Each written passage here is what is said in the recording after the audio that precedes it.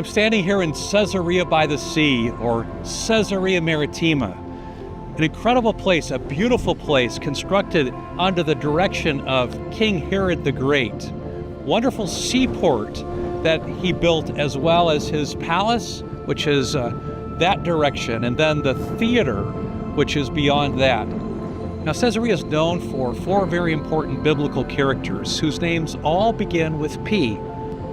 A stone was discovered here years ago in the 1960s. Critics of the Bible had all kinds of fun with Pilate, the man who was responsible for the death of Jesus, because there was no extra biblical reference to Pilate outside the pages of the Bible. Sure enough, in the 1960s, there was a stone that was discovered here that contained his name, Pontius Pilate.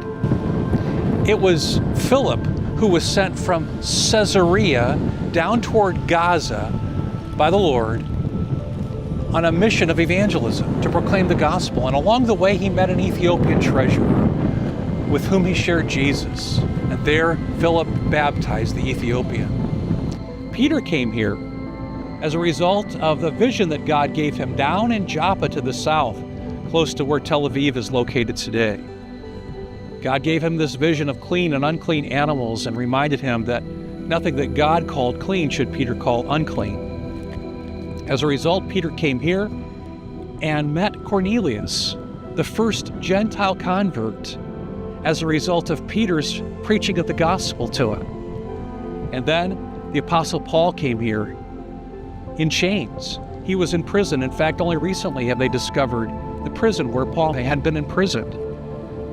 Paul appeared before several different characters here at Caesarea, Festus and Felix, and finally he appeared to King Agrippa II. And it was to these characters that Paul appealed to Caesar, which would ultimately lead to Paul's being shipped to Rome, far across the Mediterranean to the west.